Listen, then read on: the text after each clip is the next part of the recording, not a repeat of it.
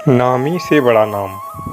नमस्कार दोस्तों, एक समय की बात है जब लंका विजय के पश्चात राम अयोध्या लौटे और राज तिलक हो गया तो एक दिन राज दरबार में महर्षि वशिष्ठ, विश्वामित्र, नारद तथा अन्य ऋषि धार्मिक विषयों पर विमर्श कर रहे थे। जब धार्मिक विषयों पर चर्चा चल रही थी तो देवर्षि नारद ने एक प्रश्न उठाया कि नाम और नामी में कौन श्रेष्ठ है।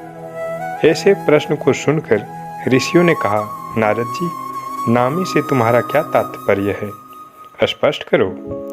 नारद जी ने कहा, ऋषियों, नाम तथा नामी से तात्पर्य है कि भगवान का नाम श्रेष्ठ है या स्वयं भगवान। नारद जी की बात सुनकर ऋषियों ने हंसकर कहा, अरे नारद जी, तुमने यह कैसे बच्चों जैसा प्रश्न किया।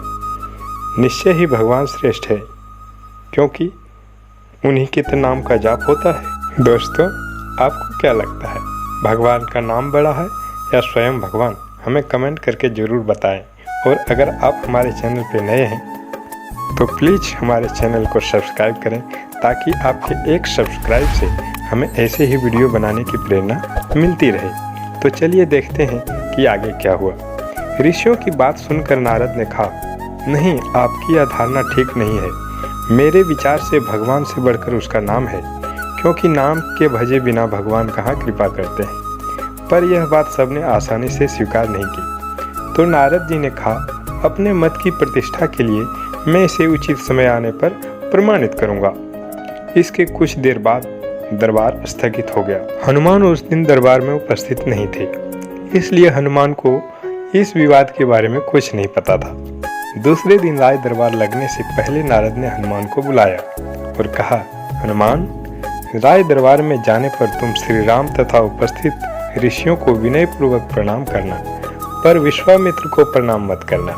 वे भले ही ऋषि का चोला धारण किए हैं, पर वे ब्राह्मण नहीं हैं। क्षत्रियों की पूजा ब्राह्मणों जैसी नहीं होती। हनुमान ने सोचा, नारद देवताओं के ऋषि हैं, ठीक ही कह रहे होंगे, उनकी बात अवश्य माननी चाहिए। उन्होंने कहा, ठीक है देवर्षि, मैं ऐसा ही करूंगा। दरबार में श्री राम सिंहासन पर बैठे थे। मंत्री तथा ऋषि आदि भी अपने अपने आसन पर विराजमान थे। थोड़ी ही देर में हनुमान जी आए। भगवान श्री राम के चरणों में प्रणाम किया, फिर ऋषियों का चरण स्पर्श करके प्रणाम किया। फिर उन्हीं के बीच बैठे विश्वामित्र को न तो उन्होंने प्रणाम किया और न ही किसी प्रकार का आदर भाव दिखाया। हनुमान के इस व्यवहार से विश्वामित्र ने अपनी को बड़ा अपमानित समझा। वे राजा तथा ऋषियों के बीच इस प्रकार अपने अपमान को सहन न कर सके। तत्काल ही क्रोध में उठ खड़े हुए और श्री राम से बोले, श्री राम, तुमने इस मुँह लगे सेवक की धृष्टता देखी? भरे दरबार में इसने किस प्रकार मेरी अपेक्षा की तथा उद्भव भाव से मेरा अपमान किया। श्री राम ने कहा, गुरुदेव, शांत हो जाइए, मैं हनुमान से इस धृष्टता का कारण पूछूंगा। विश्वामित्र का क्रोध शांत नहीं हुआ। उन्होंने कहा, यह तो अपने प्रत्यक्ष देखा, पूछने की क्या आवश्यकता है। अस्त्र शस्त्र के क्षेत्र में मैं तुम्हारा गुरु रहा हूँ, यह गुरु आज्ञा है, इसे दंड दीजिए। नारद ने भी विश्वामित्र की हाँ में हाँ मिलाई तथा कहा, भगवान, विश्वामित्र ठीक कह रहे हैं, हनुमान ने इसका प्रत्यक्ष अपमान किया है, आपके उदंड सेवक को दंड मिलना ही चाहिए। नारद की बात सुनकर हनुमान असमंजस में पड़ गए। भरे दरबार में अपनी स्थिति देखकर कोई बोल तो न सके, पर सोचने लगे कि जिस नारद के कहने पर मैंने ऐसा किया, वही नारद अब मेरा बचाव न कर सके। मुझे दंड देने की बात में सहमति जता रहे हैं। नारद का यह चरित्र समझ में नहीं आता। इधर का उधर लगाना और दो लोगों के बीच भ्रम पैदा करके उन्हें लड़ाने में उन्हें कौन सा आनंद आता है। भले काम को बिगाड़ने वाला यह कैसे ऋषि है। भगवान श्री राम किसी प्रकार की दंड की घोषणा करते इसके पहले ही नारद ने कहा, भगवान, इस संबंध में शांत भाव से विचार कर कल दंड दीजिएगा। उत्तेजित अवस्था में अभी इस समय हनुमान को दंड देना उचित नहीं। सबने इस सुझाव को स्वीकार किया और सभा स्थगित हो गई। रात को हनुमान नारद के आश्रम में आए और कहा, देवर्षि, आप यह कौन सा खेल खेल रहे हैं मेरे साथ? मेरा वध कराकर आपको क्या मिलेगा? मैंने तो जो कुछ अभिनय किया वह आपकी आज्ञा से ही किया था। नारद जी हंसकर बोले, हनुमान, निराश मत हो, चिंता मत करो, मेरे कहने से तुमने जो किया है उसके लिए दिए जाने वाले दंड से तुम्हारा कुछ नहीं बिगड़ेगा। तुम्हें दंड मिलेगा मगर तुम्हारा बाल भी बांका नहीं होगा। मैं जैसा कहता हूँ कल वैसा ही करना। प्रातः काल सरयू तट पर ओम राम रामाय नमः इस मंत्र का जाप करते रहना।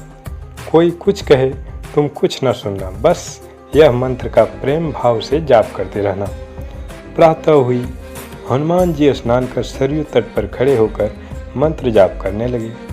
दरबार लग जाने पर जब हनुमान दरबार में उपस्थित नहीं हुए तो श्री राम ने पूछा, हनुमान कहाँ है, अभी तक नहीं आए? विश्वामित्र ने कहा, आप आज दंड देने वाले थे, शायद इसलिए डर कर नहीं आया।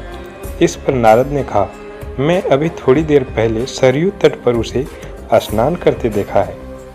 भगवान राम ने कहा, यह हनुमान की एक और उदंडता है, हम स्वयं तट पर जाकर वहीं हनुमान को दंडित करेंगे। राम विश्वामित्र ऋषियों तथा मंत्रियों के साथ सरयू तट पर हनुमान को दंड देने के लिए पधारे।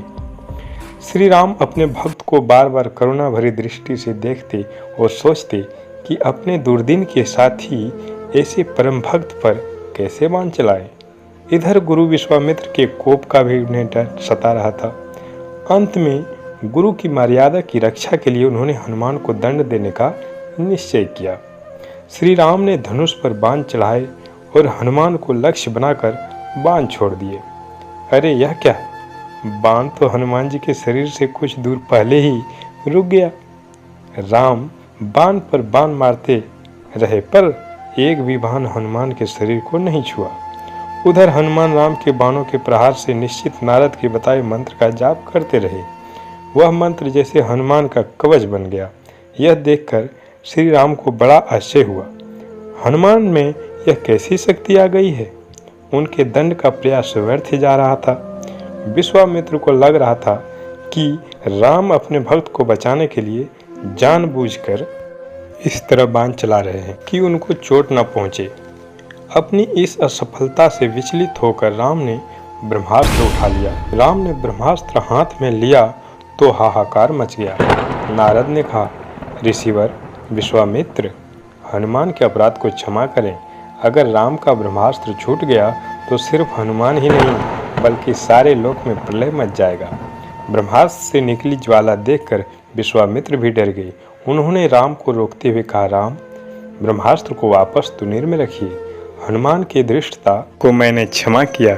इतना सुनते ही हनुमान को जैसे वरजीवन दान मिल गया। राम को धर्म संकट से मुक्ति मिली। सब लोग प्रसन्न हुए। हनुमान ने आकर विश्वामित्र और नारद जी की ओर देखा। नारद ने हंसकर कहा, प्रभु, इसका कारण मैं हूँ। मैं कहा था ना, भगवान से बढ़कर भगवान का नाम जपना श्रेष्ठ है। उसे प्रत्यक्ष सिद्ध कर दिया। हनुमान ने इष्ट देव भगवान राम के नाम के बीज मंत्र से भगवान की शक्ति छीन कर दी। जिस प्रभु के नाम का जप होता है वह प्रभु अपने नाम जाप के शक्ति के आगे शक्तिहीन हो जाते हैं। इसलिए कहता हूँ कि नामी से बड़ा नाम है। यह कहकर नारद जी देवलोक चले गए। दोस्तों, इस बात को गोस्वामी तुलसीदास जी रामचरित मानस में भी लिखते हैं। समुझित सरिस नाम अरुनामी, प्रीत परस्पर प्रभु अनुगामी, नाम रूप दुई इस उपाधि, अकथ अनादि सुसा मुझे साधि। अर्थात समझने में नाम और नामी दोनों एक से हैं, किंतु दोनों में परस्पर स्वामी और सेवक के समान प्रीति है। अर्थात नाम और नामी से पूर्ण एकता होने पर भी जैसे स्वामी के पीछे सेवक चलता है, उसी प्रकार नाम के पीछे नामी चलते हैं। प्रभु श्री राम अपने राम नाम का ही अनुगमन करते हैं। नाम लेते ही वहाँ आ जाते हैं। नाम और रूप दोनों ईश्वर की उपाधि है। ये दोनों अवर्चनीय है, अनादि है। सुंदर बुद्धि से ही इनका स्वरूप जानते हैं। तो दोस्तों, कैसी लगी आज की हमारी यह वीडियो? अगर अच्छी लगी हो तो वीडियो को लाइक करें और अपने दोस्तों के साथ शेयर करें। तब तक के लिए जय श्री राम।